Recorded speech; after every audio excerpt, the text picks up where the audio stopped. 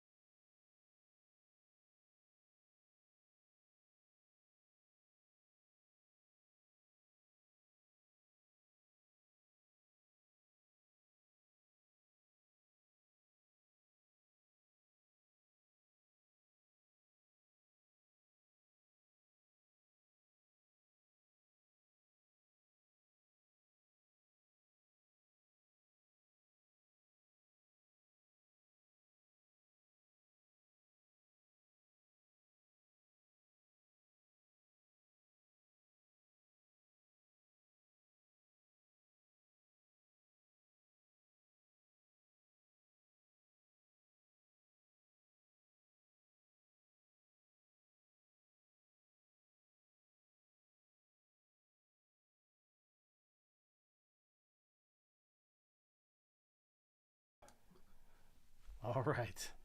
We're sort of back. We're back, but probably nobody knows it yet. Sorry about that, everybody. Who looks like we got a handful of people are still with us here. The emails still going out to everybody to let them know that we're back online.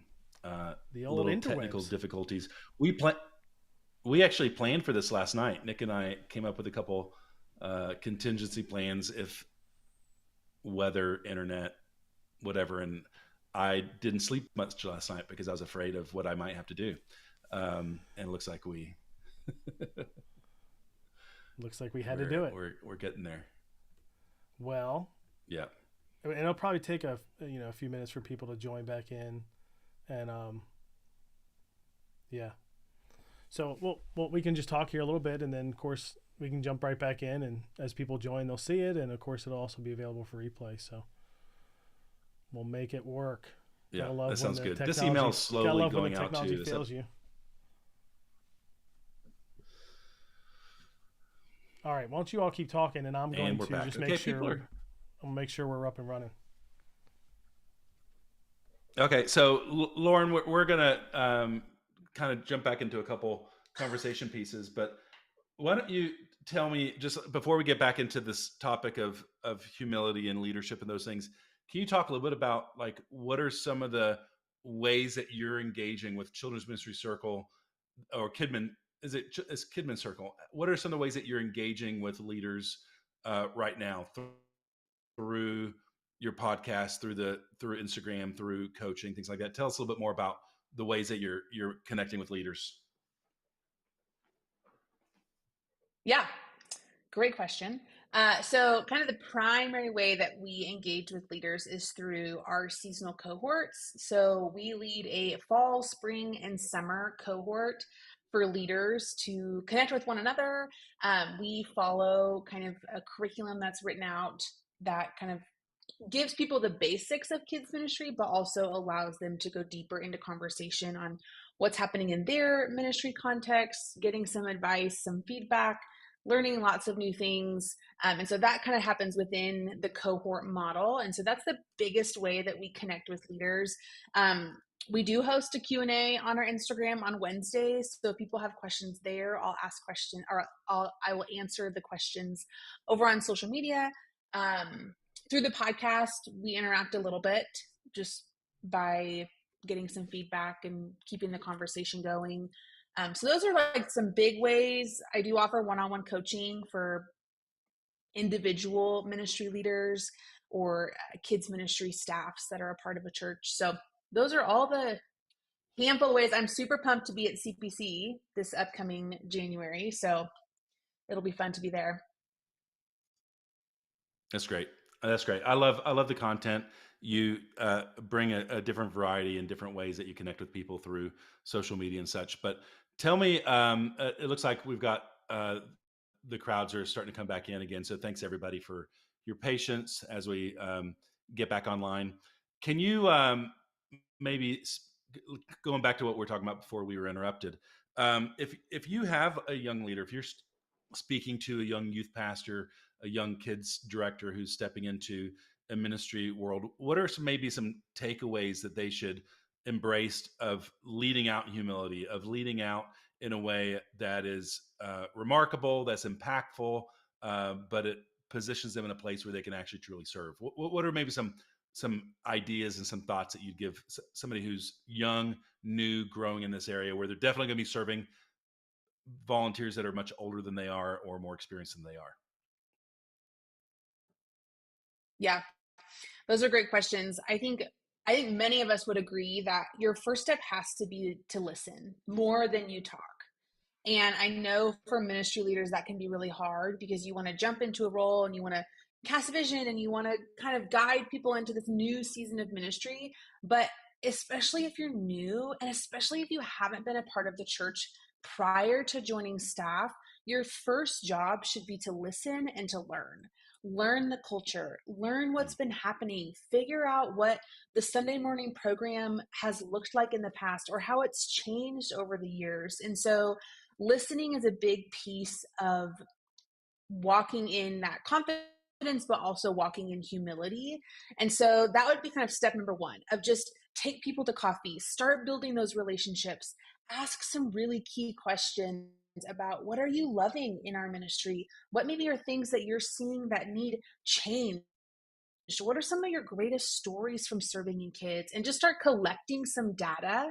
That would probably be my first kind of recommendation for new and young leaders, is just to listen more than you talk.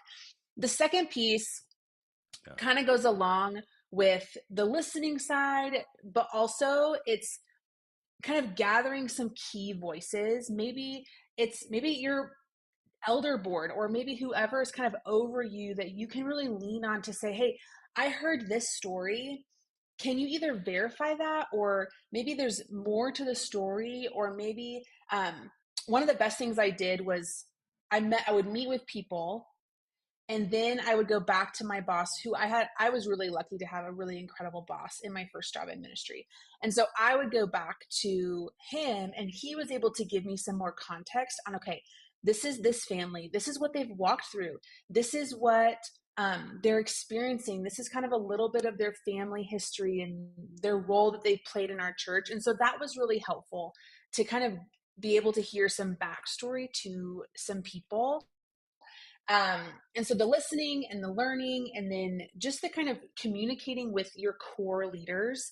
And so in one of my roles, I inherited a team of 16 coaches, and they were incredible, but I didn't build that team. And so there had to be a lot of trust built within that role and that team, because I was coming in, I had not been a part of the church. And so there was a huge learning curve. And I was able to continue to add people to that team, help people roll off that were ready to roll off. And so that was a huge piece of just stepping into a new role. So listening, learning, and then being wise in the decisions that you do make. And so I think some people will say, like, don't make any big changes in the first 6 months, which is really good advice. Maybe don't make any changes within the first year. I would say maybe within that 6 to 12 months, you can make a few changes. But it's not like you're going to be like, let's start a new curriculum. Like all of those big things that take a long time to turn a ship and to turn the vision, may not be wise. And so it is, be really wise about this decisions that you're making, and make sure you know people can be really weird about things sometimes at church. Like I've encountered people who are like, no, you can't take down this painting because it was painted by the founders of our church. And you're like, okay, it doesn't really fit the aesthetic that we're going for. And so you kind of have to figure out what those, for lack of better terms, like golden calves are amongst your church. Maybe it's your children's ministry has a puppet ministry that's like so beloved. Well, you navigate that well and you figure out, okay, are we going to hold on to this for a while? Are we going to figure out a way to shift away from certain things? And so it's so much of coming into a new role is just learning and asking good questions and making yourself available. Yeah. Yeah. That's great. I love that. And I think it's because I think here's the secret is that when you ask good questions and you take the time to get to know these leaders, and you just sit with them and get to know them, you build trust. And you and it's not necessarily like you're building trust so that way they'll follow you when you make hard decisions, but it's also this opportunity of um, allowing them the opportunity to change your mind, of like, maybe there is something actually Yeah. really wonderful here that I haven't, if I hadn't stopped to take the time to listen, to hear the story, to hear the context, there's something really beautiful that can happen there. But I think that's great. I think it's beautiful. I think there's a lot we can learn, even no matter how old we are or how long we've been doing this. Coming in with humility, listening, taking the time to get to know people, to build trust. Those are key things. Lauren, thanks so much. I'm sorry that we had technical difficulty right in the middle of our conversation. You've been a good friend to Ministry Boost. We've a couple months ago, we were in Denver. Nick and I were for a conference and or a gathering, and we got to have breakfast with Lauren, and she's just absolutely fantastic at what she does. We love seeing what she continues to do, and the influence that she has is growing as she impacts more and more children's ministry leaders. And I know you're venturing into student ministry spaces as well. So, Nick, you got any last words to say before we send Lauren off? Well, I just want to say, which we kind of mentioned, but like you lead coaching groups and your coaching circles. When's the next like launch of them? Because I think you just launched ones for fall. When's the next round? Yep. So we will announce the spring cohort in January. And we've got hopefully some opportunities to do 2 different ones, because the past couple of cohorts we've sold out. And so hopefully we'll open up 2 spring cohorts to just provide more space for people to build community and friendships in ministry. That's awesome. Well, thank you, Lauren, for joining us. Keep rocking it on social media, helping children's ministry leaders. And maybe we'll follow in your footsteps and maybe up our game just a little. Just this is a little bit. Maybe. You guys can do it. That's awesome. Thanks, Lauren. See ya. We can do it. We can do it. Right. Nick, if you just would spend less time watching football and me less time going to movie theaters, we could probably do better in our social media endeavors. Maybe. But, that's the time part. But we also don't have the skill either. So it's kind of like we're kind of short on both of those. Yeah. Well, there's there's TikTok videos that will teach you how to do this stuff. I'm pretty sure I've seen it on TikTok. Yeah, you've probably watched those over and over again. All right. Yep. We ready to move on? Hopefully people, it seems like people are back in. Hopefully they refreshed. I mean, obviously if you're seeing it, you're there. We did email out just in case. But we're ready to move on to our next guest, who's got some friends. He's got some friends with him. So he does. Let's bring Mr. Tom into the room. It'd be good to see his face. It's been a few months since I've seen this guy. Tom, Coach Chef, what's going on, dude? It's good to see you. It's good to see you. I'm glad we got rebooted in time for your talk. I'm really excited to have you here. You've been a very loud voice in ministry spaces for a lot of years. In a good way. And I'm going to say this because some people may not know this. Right. So you co-authored a book that I would say might be one of the most important ministry books I've read or has been written in the last 10, 15 years. I know personally, I told Nick this. I was a little nervous about saying this.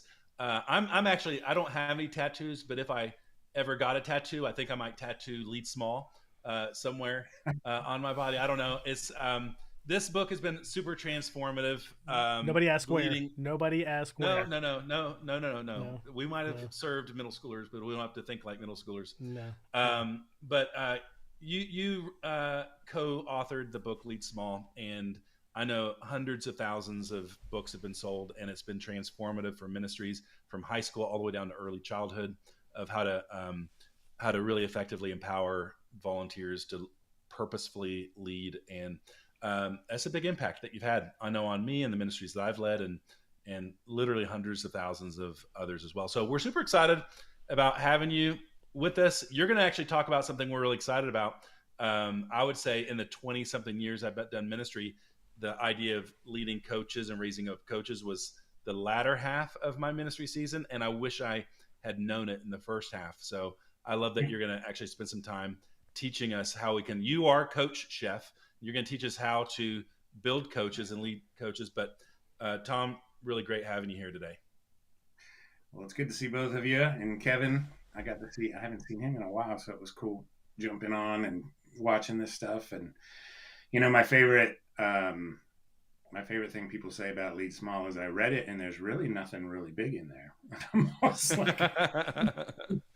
true. It's just the first time someone put just the basic ideas that work together for a small group leader and just, in one place. And,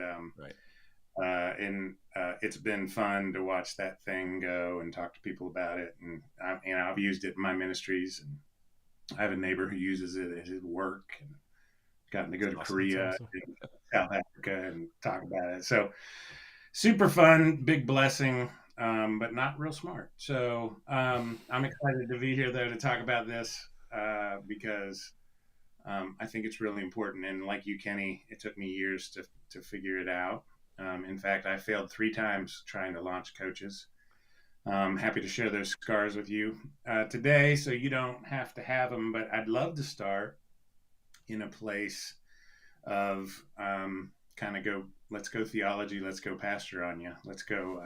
Let's do it. All right, let's kick it off to you. And Chef, real quick, I know you got Chef and friends today. Like you have brought your team. Coach Chef has brought a team. I got a couple of longtime coaches who were a part of those failed attempts as well as I think successful attempts, because there's one of them still doing it, honestly. But I just hear why they do what they do and give their life to a ministry that is they're not paid. They just feel like this is worth their time, and nobody has time for anything that doesn't matter to them anymore. So at the end of the day, what we're talking about is, why does it matter to people, and how are you tapping into what they can do? So if we take a few minutes I'll do kind of a preview and then bring them on, because they're going to teach way more than I do. That works. I'll bring them on when you say. Okay. It's all yours. All right. Sounds good. I just want to go back to the upper room. I want to go back to Jesus talking to his disciples and saying that, he's about to leave, which has got to be one of the most shocking speeches of all time. And then he hints at the fact that he's going to send somebody else. And he hints at the fact that it's going to be better in some way. And what could be better than Jesus? But I think what Jesus understood was the next dispensation, the next wave of what it looks like for Jesus to be on the earth was this idea that the Apostle Paul taught us later, was that we, as followers of Jesus, are the body of Christ. And we, as his followers, get to, not have to, get to be a part of redeeming the planet, get to be a part of what's going on in his world. And again, the Apostle Paul reminds us of this new person that's coming, obviously the Holy Spirit. And I think that what Jesus was hinting at, in that it would be better, is that it's not just Jesus. It's not just one person, that we get to be Jesus to each other. We get to have Jesus through the followers who surround us. And we get to be Jesus to a kindergartner, or to a 4th grader, or to a 6th grader, or to an 11th grader that needs us. And Somehow, the Apostle Paul tells us that the Holy Spirit coordinates these gifts, these separate gifts that we've gotten, to do that. And here's the thing that I would say to any of you who are youth pastors or children's pastors. You get to do what we do and love what we love. I'm guessing you're under-resourced, you're tired, and you're lonely because nobody else in the church does what you do. And so thank you for doing that. But the thing I want you to hear is you are not responsible for being all things to all people, because that's not God's design. That's not God's principle. And as my old boss would say, you can't break a principle. You can break yourself against a principle, but you can't break one of God's principles. We were never called to do this alone.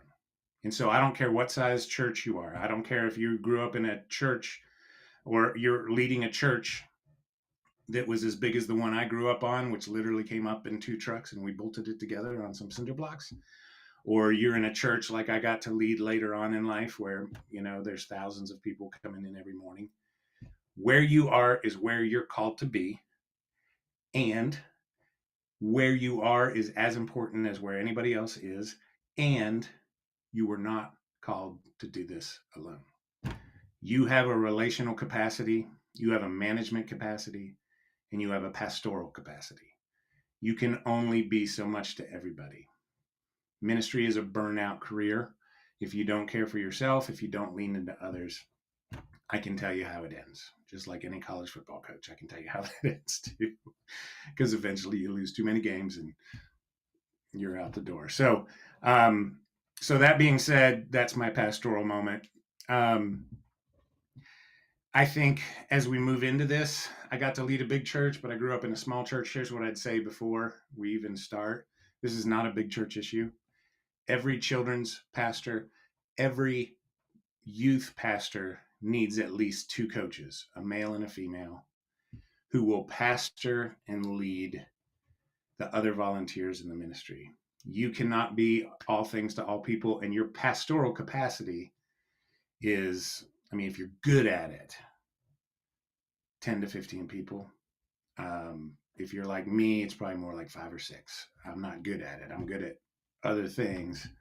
But your capacity to give yourself away, you only can give yourself away so much before you're out. And you've got to minister from the overflow of what the Spirit's doing within you in order to last in ministry. So that being said, I failed 3 times. I realized I can't be all things to all people. I can't serve all of these volunteers. I need help. And so in my ministry, small group based, I knew that there was a maximum ratio of kids in a small group. But that ratio extends up. And so at some point I had so many small group leaders, I knew there was a maximum ratio of small group leaders I can take care of that were taking care of a maximum ratio of kids. So it's a giant pyramid scheme relationally at the end of the day. And I think that's God's principle. So the first time I did it, I just, went to some people that I knew were great and said, I just need you to help us. And didn't give really a job description. And they would show up and they just didn't have a lot to do and they didn't feel important. And this is important because the lead pastor's wife was one of my coaches. And so I knew that, the success of the program was being discussed. And it just kind of fizzled out. My second wave is I called them coaches and I explained you're the layer between the staff and the small group leaders. And I gave them a very specific job description. And some people love that, to be honest. But some people didn't. And for some reason, that just didn't work as well. And then eventually, I got to the point where I'm about to introduce you to some friends.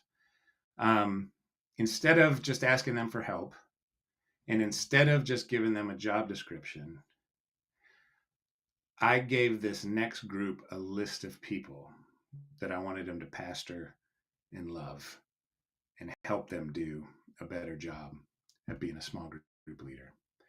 And so that really forced me to think about what sort of person do we need to recruit? What sort of person is really a coach? And so I got away from people who are really good at doing work. I got to people who are just great pastors. They're gifted at being pastors. And one thing about it is, think about the people in your ministry who are great pastors and you can never afford to hire them. And those are the people that you need to go have lunch with. And those are the people you need to start casting vision to. They're pastors you can't afford. And the reality is, once you have them and once they're working and once they're doing what they do, they love it.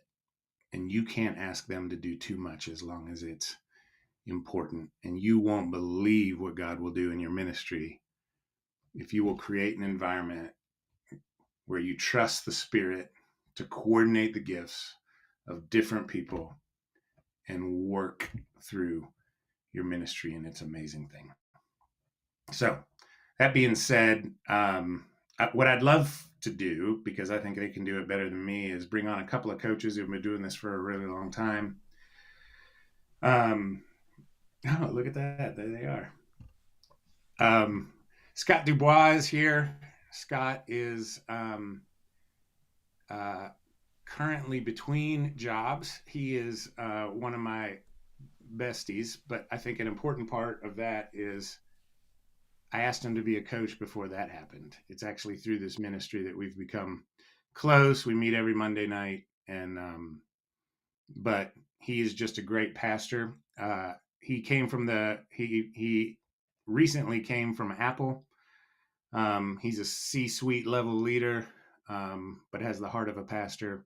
And so I asked him to do this. And then Tim Strickland, who is a business owner and a very successful guy, great dad, great leader in our ministry, and also leads a ministry called Christ in the Smokies, which you should check out for dads and sons. But these are two guys I went to when I thought who are the pastors I could never afford to hire, and go to them and ask them, hey, will you do this coaching thing for me? That they jumped on board and have been doing it.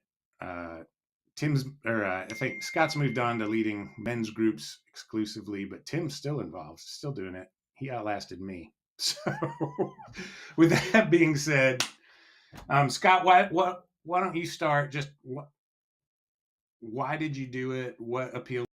What did you love about it? Compared to just even leading your groups of kids. I think that, thank you, Tom. I love the way you teed this up. I feel like there's not much more that needs to be said, so I'll say kind of what's on my heart. Engaging deeper in transit with volunteers was really about helping them fill up before they poured out. We kind of realized that 50% of the men's leaders or male student leaders weren't in men's group. And we also realized just in doing life that most of them were uninitiated. So we have a passion for that. And one of the things you unlocked is the relational piece of leadership. I think leaders came to transit because it was safe, they mattered, they were accepted, and we created space where we could meet with the leaders of the leaders, so to speak. So that we called it in between, so that they could fill up, so that when they came into transit, there were a group of guys always there to hug their necks, who knew that they were there and could literally pick up where we left off about conversations that normally men don't have when they hit the donut room and roll out to worship. So what appealed to me was it started as a work. You'd show up, you'd do your deal with the kids. What changed it for me was when you flipped the switch and focused on relationship and focused on creating an environment that was sticky. Because you guys know this more than anybody. At some point, y'all get tired of reinventing your program, reinventing and recruiting leaders. At some point, there's not enough you go around to mentor these men who, if you opened up their suitcases, full of the mess of life. And I think what Tom realized was, I need guys that are going to come alongside of them and love them. God fixes, we love. And we need a bunch of guys that are going to be there every Sunday that let them know you matter. And, we did Fathered by God. We did a few other books just as a small group every week, because we wanted to try to fill them up before they poured out. Because most of them, as I said earlier, were not in group. So that's what lit me up. And what lit me up was the chance for men to share their life in a circle before they went into the circle with students. And in that circle, men would, before they're going out, imagine this, volunteer men, before they hit worship and the donut room group, full-grown men would talk about the things that plague men's hearts. Some would have tears, and it would be a place they ran to be known and accepted. So Tom built this into the ministry,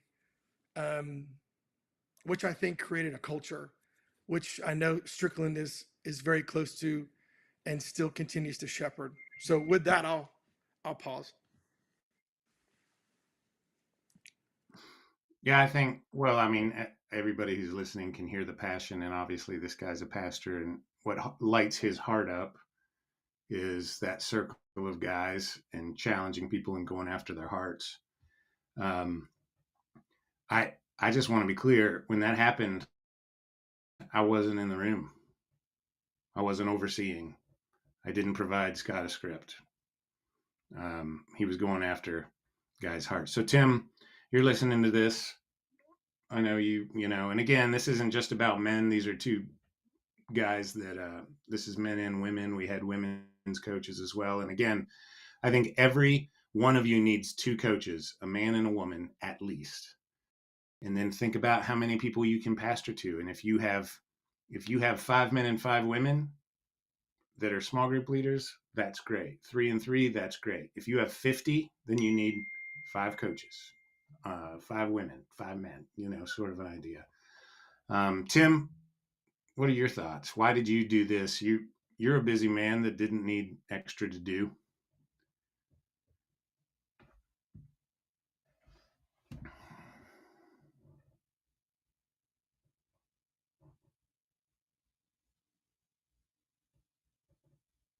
Are you muted, Tim?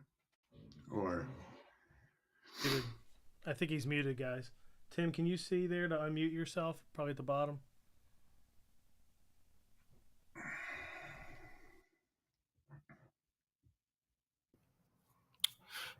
Am I on now? Sorry. there he is. Come on, rookie.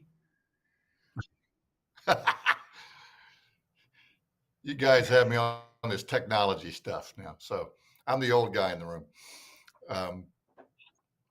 Well, the answer is I started, and Scott, thank you. You did an eloquent job of kind of talking about why we do what we do.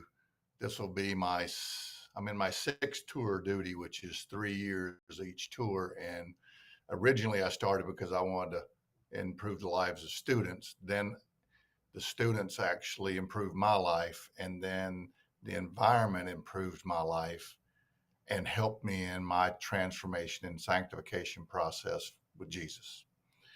And what started as a selfish reason turned into a personal ministry that I'll be involved in as long as they'll have me.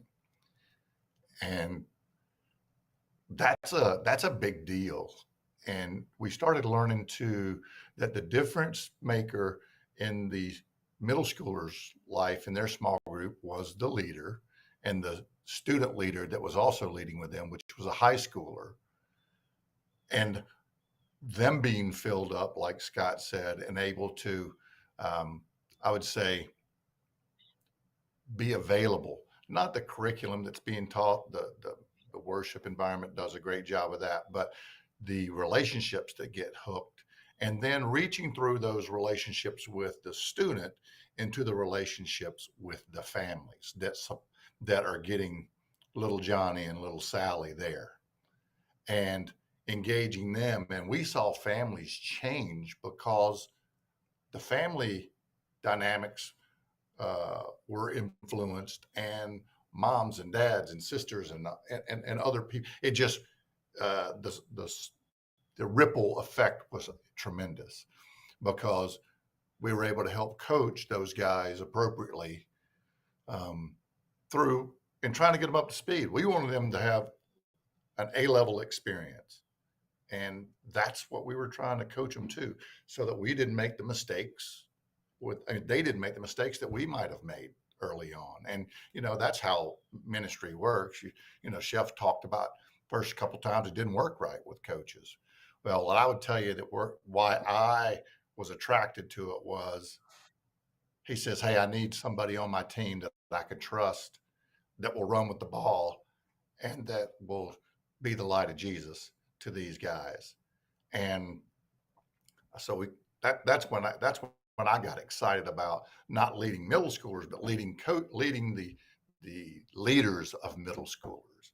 And that's something that still fires me up every Sunday morning when I go in. And, while we go away to camps and while we do all these things, is because it does become a personal ministry. But I've gotten way, way, way more out of that ministry than I've ever put into it.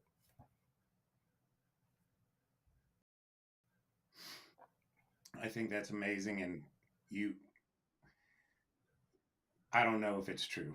When I think of if you think about 6 tours of duty, guys, 18 years he's been doing this, 6 times a 3-year assignment. Just the amount of guys. So it's interesting because the kids will go through middle school, but then they'll come back and be high school leaders under that group. And it's just so much fun and so interesting. I just realized I'm off to the side of my screen, so sorry about that.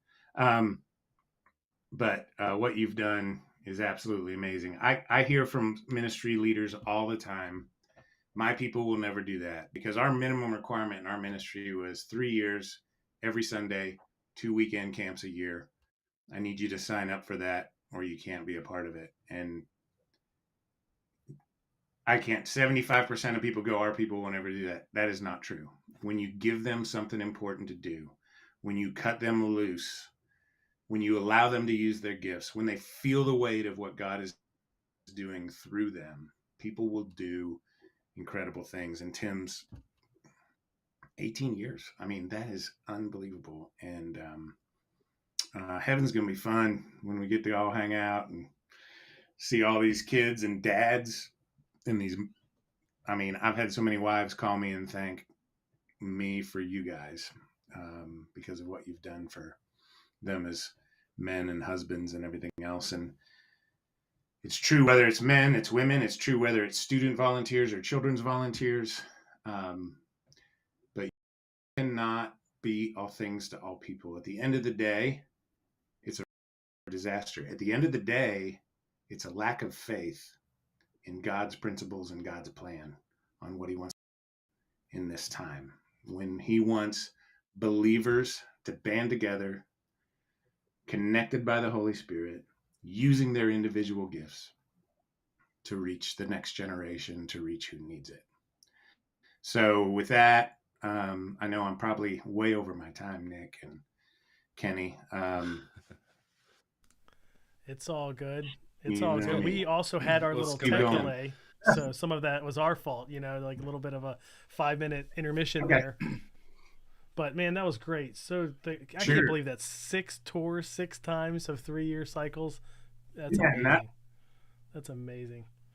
Thank you, Tim and Scott, for what you do. That's awesome. And let me clarify too, because I think there's some people that they've got some questions like, okay, who are these people and what are they doing? And I think what Tom has done is he showed an example of, like, here's the reality. There are people in your church who are incredibly capable of leading at a very high level, and they're never going to take a paycheck for it.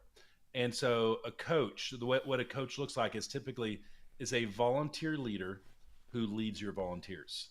So it might be in early childhood, it might be a coach who oversees 2 or 3 early childhood classrooms and the volunteers in that classroom, and they have extreme ownership. They own the schedule, they own the relationships, they invest in them, they pour into them. They're the primary communicators with them. In student ministry, it might be a woman who oversees, 3 6th grade small groups, or all your girls small groups, your 6th, 7th, and 8th grade small groups. It's the idea of basically it's a small group leader for your small group leaders. If you look at it that way, is that right? Would you add anything to that, Tom? You're right. No, I think that's exactly right. And it really is kind of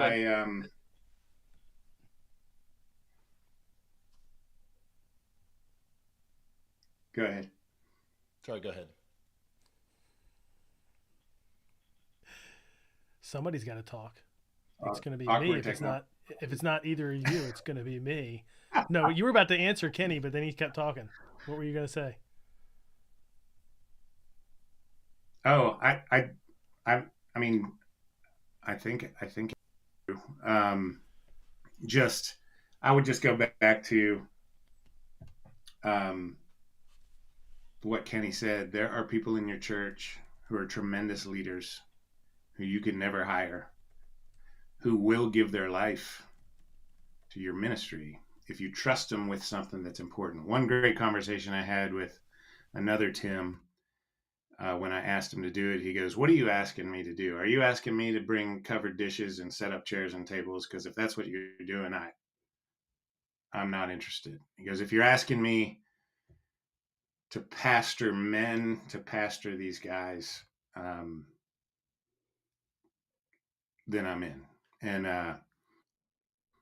And so, but the crazy thing is, he's the first in line to set up chairs and tables and bring a covered dish. So it just can't be the job description. So it's really about trusting leaders to lead and not having to micromanage them, and having the faith that the Holy Spirit is at work through you and in your volunteers. And that's when things get weird, which is awesome. So. And the one thing I know you guys, Tom said this earlier, and I know that every organization from churches to Apple, everybody's got a budget. Everybody can do what they can do, and there's some things you just can't do. But the thing that is not lost on me, and Tom said it, and I just and somebody else said it, I just want to tease it out, is that Strickland and I were free, and that it was the intentionality to identify and find and plug in, but we were free. We didn't detract from the programming budget. We didn't detract from entertainment budgets. We didn't detract from the worship budget. And I know, as Tom said, I bought you some t-shirts. Do what? I said I bought you a bunch of t-shirts. Anyway, but, you did a lot of swag, but we're free. And I would just encourage you to spend time looking for people that love swag, love Jesus, and can do for those coaches what you'd like to do as church leaders, but can't, because there's not enough for you to go around. And if everybody gets overextended, then really nothing gets. Then you have a losing season, to use Chef's analogy for football coaches. So anyway, for what it's. That's great. Very true. Well, Chef, thanks so much for coming on and joining us. Thanks for bringing your friends to tell us. Like I put in the chat, I said we we need people like that. Like all of us would love to have like those kinds of stories from Tim and Scott to go share with like potential volunteers we're going to recruit to this coach role. Because it's like, yeah, it might sound big, but listen to these guys and what they're saying about it after doing it for years. That's amazing. It's great. Cool. Well, we're going to jump to our next guest. At one point, they finish that. I said at one point I sent them to interview the new leaders because they were much more inspiring than I would have been. So nice move. They did great. Nice move. Yeah, eventually I got to the point where I wasn't needed at all. Worked yourself out of a job. It's great. All right. Thank you, Chef. Right. Appreciate you taking time. Yeah. Thank you, Kenny. See ya. You betcha. Kevin, welcome back. Everybody with our part 2 of our live stream, I feel like everybody's coming in from like a Nokia cell phone connection. Kevin looks like he's a little blurry there for me. Is it just me? Although here he comes.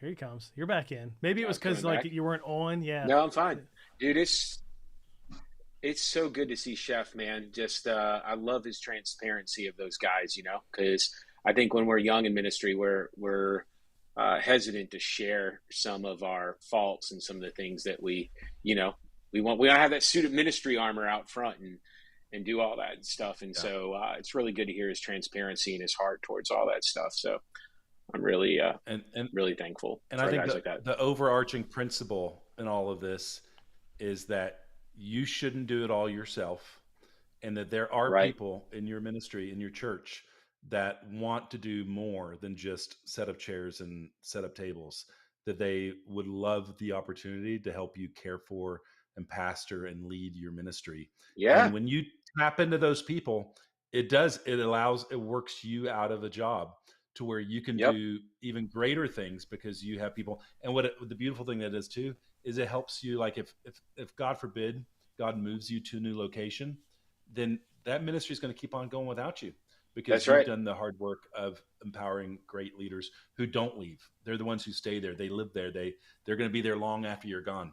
So be thinking about that. Who are the people that you can hand ministry off to and lead at a high level? Scheduling volunteers, loving volunteers, running the programs. They're there.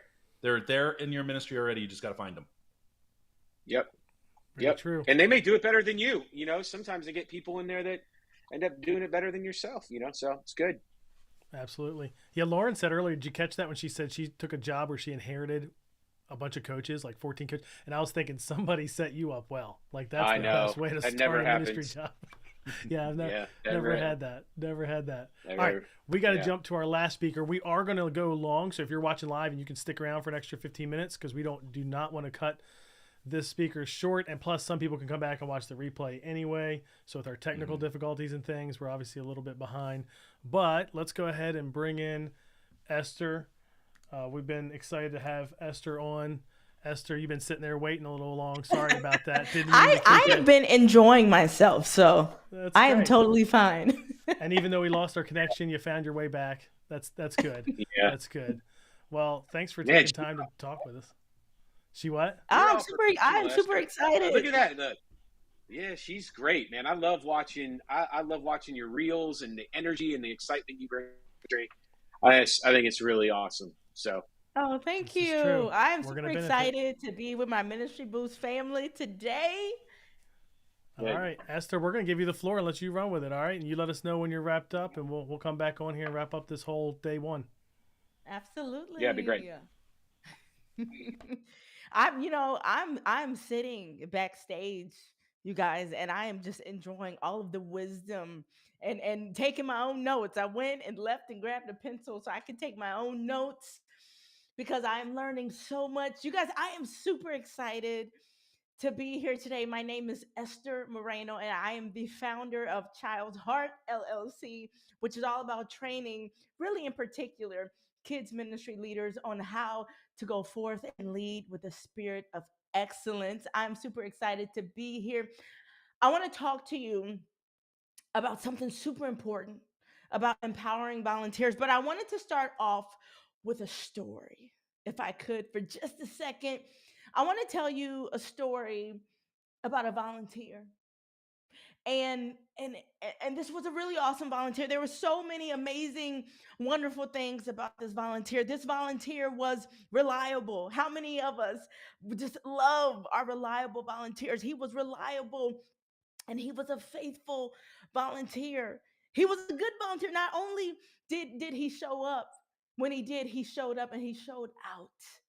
And he would just exude excellence in the ministry department that he served under. So many good things about this volunteer. Another good thing, probably to his fault, was that he was so good at the motions of ministry that he knew how to come in with a smile on his face when he was suffering in silence, when he was coming in with the weight of the world on his shoulders, needing someone to notice him, needing someone to recognize him, to take him off to the side and to pray, as this volunteer struggled privately with anxiety and depression and was now at home facing divorce. When this volunteer had a candid, confidential conversation with two of his personal friends at the church. Of course, his friends were super concerned. Oh my goodness, this is crazy, and you are not alone in this. And his friends tried to assure him that he was part of a body of faith that cared about him, that he was working under a leader in the ministry department that truly cared about him and everything that he was going through. And when they inquired of him and they said, hey, how about you go to your ministry leader? He wants to hear about this. He cares about you. He needs to know what's going on with you at home. The volunteer responded with this. He said, why would I do that? He doesn't care about me. And this is a statement that really got me, that gave me goosebumps. The leader, the volunteer, he says, he only cares if I show up. He only cares if I show up. And the thing about the leader of this volunteer is that this leader loved the Lord, and this leader truly did care about the volunteers that were entrusted into his care. But what happened was, the busyness of ministry, the motions of ministry caused him, instead of empowering his leaders, instead it caused him to embrace this, what I like to call transactional leadership, which I think, if we're honest, so many of us have been so guilty as we're going around and trying to do the work of the ministry. It is not uncommon for us to send messages of, I need you, but I don't want to be friends with you. I'm sure you have your friends, and that's okay. Or, I want you to come and embrace the call, but I don't want to do life with you. Is that okay? I'm sure you have your own life. I have my own life. Or, I don't need to know you or your family. That's okay. Quite like the sentiment of this volunteer. I just need for you to show up when you're scheduled. I don't know if you've been guilty of that before, because, being transparent with you, I know as a leader, I have. And as churches across the country are dealing and facing a retention crisis when it comes to their volunteers, I believe that this retention crisis is really a crisis of care. And is it possible that we have become too busy to care, to nurture, to shape, and to mold and cultivate those whom God has given us to lead? Because that is what really empowers volunteers, because that is what Jesus did. And I want to inspire you today as we talk about this. Let's reflect on Jesus and how he empowered volunteers. Jesus cared about Peter's personal life and what was going on with his family, that he came in and he engaged and healed his mother in law. He met the disciples where they were, and he nurtured and shaped and molded this ragtag group of uneducated men into these dynamic leaders of the church who would go forth and flip the world on its head. What did Jesus do? He empowered them, and he calls us today to do the same. So I want you to ask yourself a question today, and I'm not going to be before you long, but I want you to ask yourself, how are you creating space? I just heard a conversation about the importance of creating space. How are you creating space to empower your volunteers? Do your volunteers really feel valued and cared for and nurtured by you? And are they showing up empowered, or are they just showing up?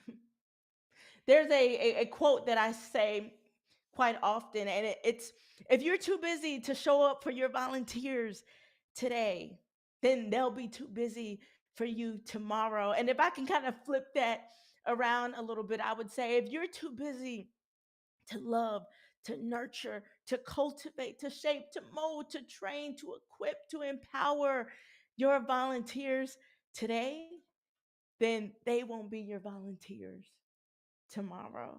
So today, I quickly want to give you some ways to empower your volunteers and to cultivate a spiritually healthy, enriching environment in your ministries. And the first thing that I want to give you is, number one, practice emotional intelligence. Friends, relationship breeds connection. How are you practicing emotional intelligence? How are you learning about what your people go through, what those volunteers who have been entrusted into your care are facing day in and day out? The things that they are carrying as they're coming into your ministry. And I know that you carry a lot. Can I say that, ministry leader? I know that you're busy, but how are you creatively finding ways to stay connected? Here's one. I want you to follow your people on social media. Use it as a gateway to figure out what's going on in their lives. And then take that and cause them to have a conversation in person. I'm telling you, it matters. Maybe you find out that someone is struggling because they've lost a loved one. Maybe you find that out on social media. Have that conversation in person. Let them know that you care. Hey, here's one. Pick up the phone. Carve out time to pick up the phone, to set the stage, to listen to someone else's story, and to have them listen to yours. I want you to know today that little things like this matter. Set a date. There will always be people in your environment that they feed off of a personal connection. Create space in your life to have a coffee date. Everyone eats. Create space in your life to have a lunch date and get to know the people whom God has entrusted into your care. The second thing that I want you to do, I want you to train your volunteers. What empowers a volunteer is to be equipped and to be ready. And they're not going to be equipped and ready if we are not training our volunteers. We need to love our volunteers enough to provide targeted training and growth opportunities. What are those things that you see, those little holes where you see that people are struggling?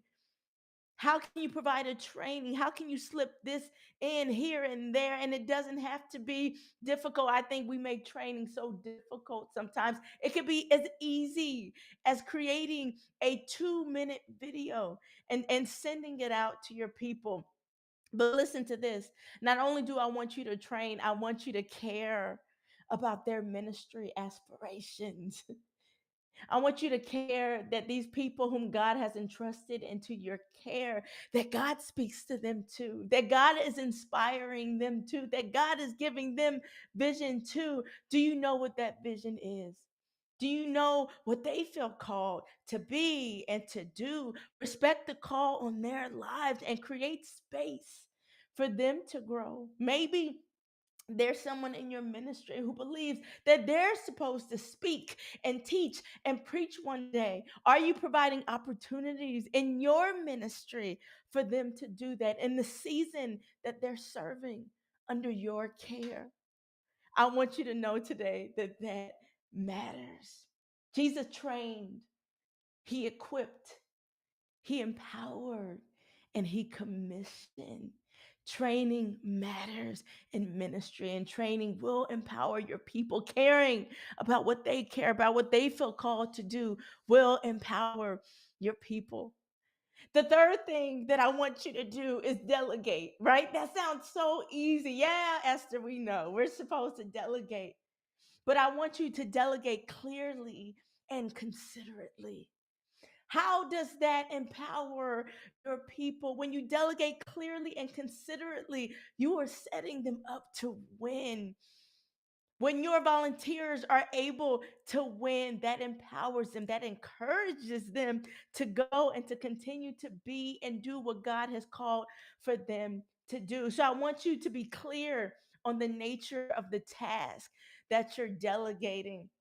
I want you to be clear on the expectations and what it looks like to carry out this task successfully. All right. And we also have to be considerate by making sure that our people have the resources that they need, the time that they need. Maybe they need a listening ear from you in order to be successful. The entire point, when you give a task or a role off to someone and you delegate, make sure that you set them up to win. That is so important. Flying here, number 4, and this is a difficult one. When we want to create an enriching, empowering environment, I want you to be willing to address conflict head on, right? Head on, right? Conflict is difficult. Confrontation can be very uncomfortable and difficult in ministry. But here's what I want you to do. I want you to know, one, that is necessary. And I don't want you to leave your ministries open and vulnerable to the attacks of the enemy that wants to come in, that wants bitterness and strife to be lingering, that wants to cause confusion in your ministry. How do you squash that? You squash it by facing it head on.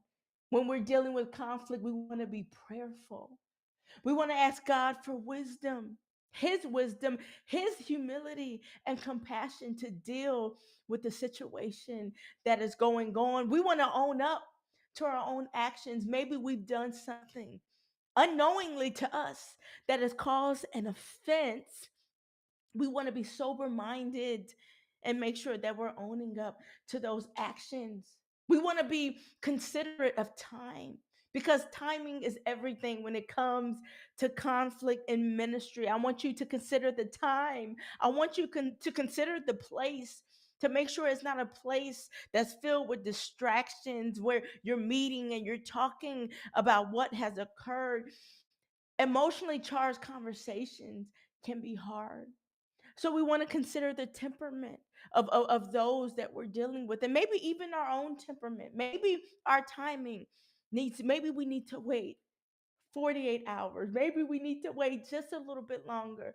But whatever it is, I want you to face it head on. When you face these head on, I want you to be forward looking in the conversation that you're having. How can we be forward looking in a difficult conversation? Well, we focus on shared goals, we focus on a common ground, and we focus on a hope for the future of the relationship.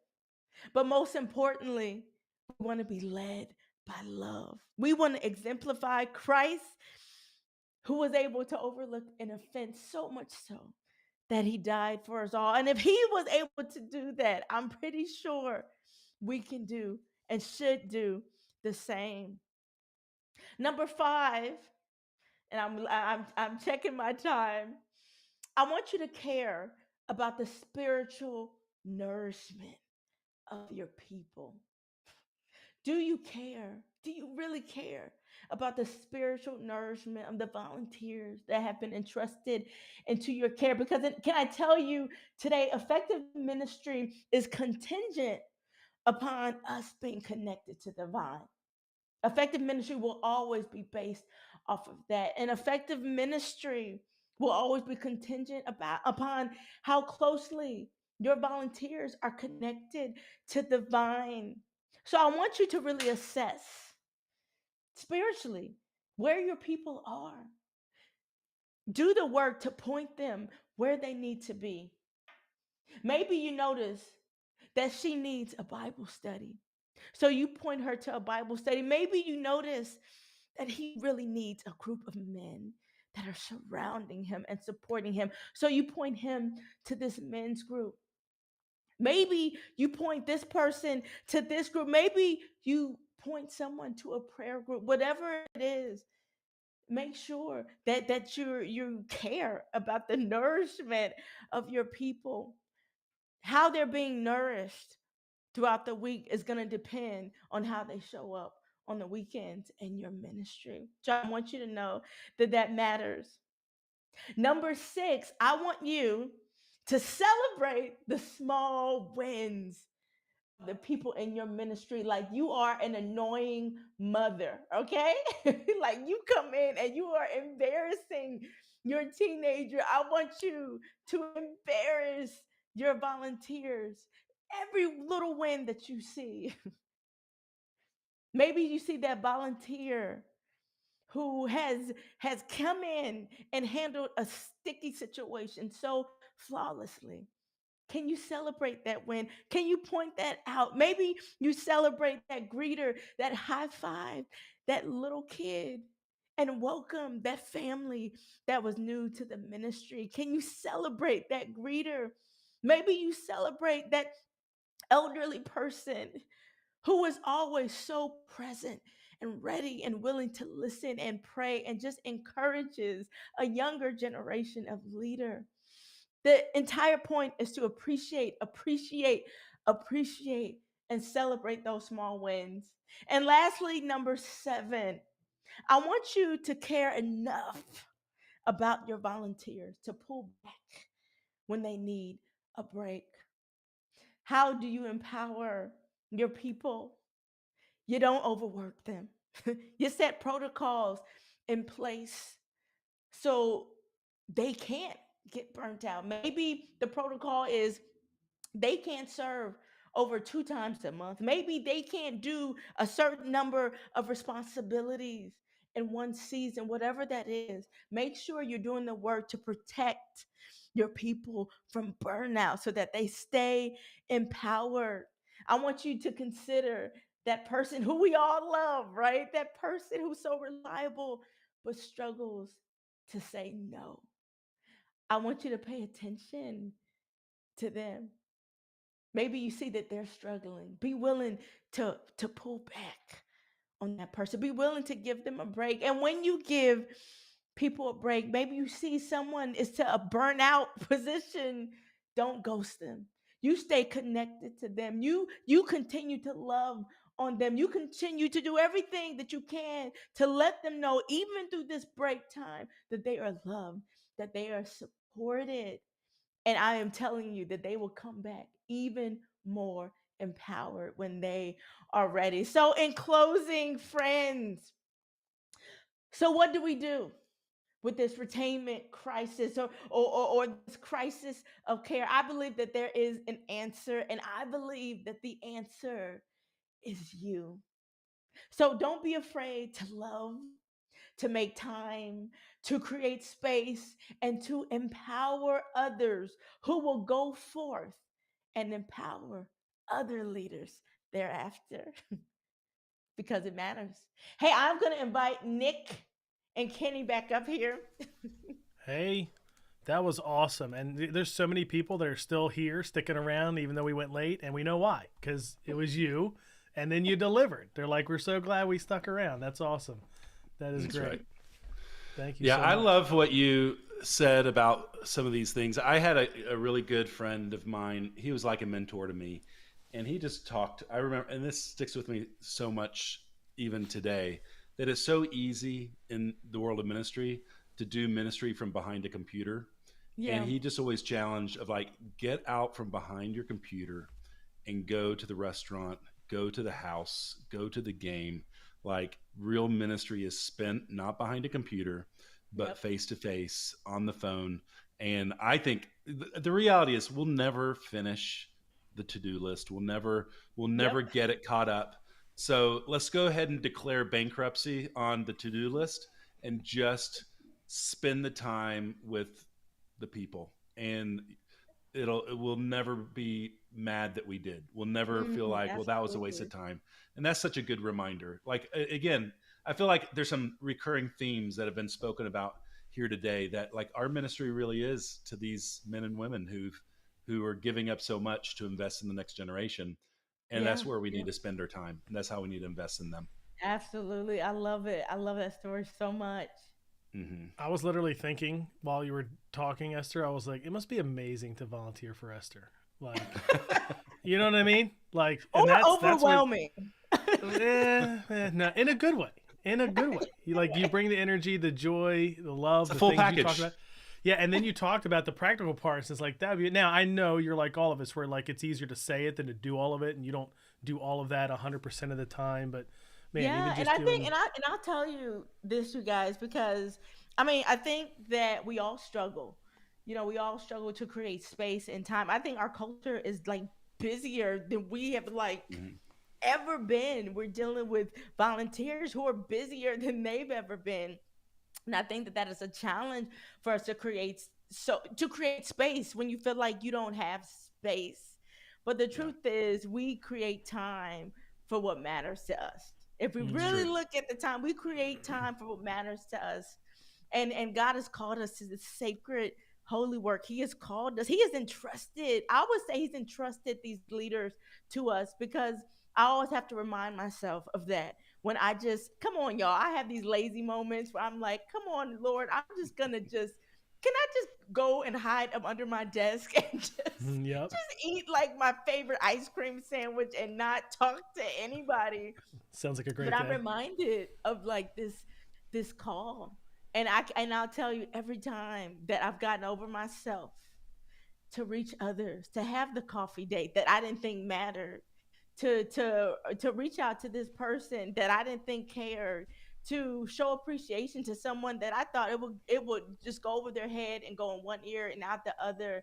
The testimonies, the stories of, man, I was really going through, man, I was going through depression, man, this empowered me to go and to be and to do and to even show up, because the truth is I couldn't get out of bed. Those moments matter, and I think it's so Mm-hmm. important that we don't sleep on that. Yeah, Very love it. true. Well, Esther, before we let you go, tell us like how people can connect with you. You've written multiple great books. You have your own Facebook group where you do live calls just like this with people in there every month. So tell us all about that. Oh man, so yes, I do everything under the sun. But Mm-hmm. my latest project is children's ministry in crisis. You can get access to that at www.esthermoreno.com. Look how easy that Look at website that. Look is. at that.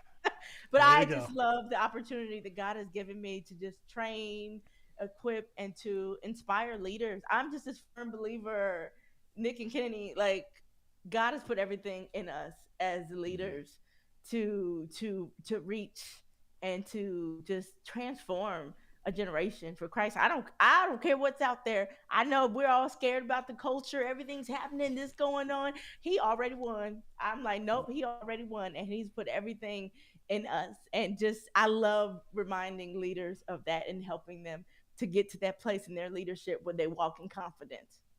That's That's so awesome. great. EstherMoreno.com.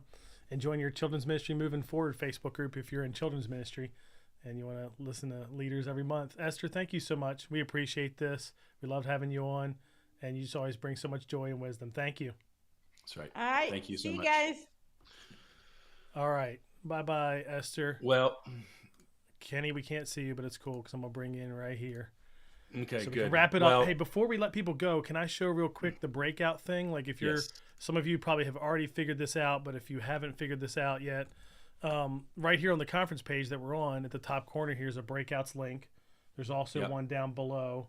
It's also in your email. So there's a few. If you open it, go ahead. And if you, for some reason, because some of you, you're new to Ministry Boost, you don't have an account with us or anything like that, don't worry. Just click on that breakout link and it's going to ask you to log in. If you don't remember ever logging in or creating a password, just click on the forgot password, put your email, it'll send you one. So it's not hard to do at all, but there's so much more in our breakouts. Like this was good today. So much more in our breakout. So definitely spend some time there and peruse through, I think it's like 27, 28 different breakouts.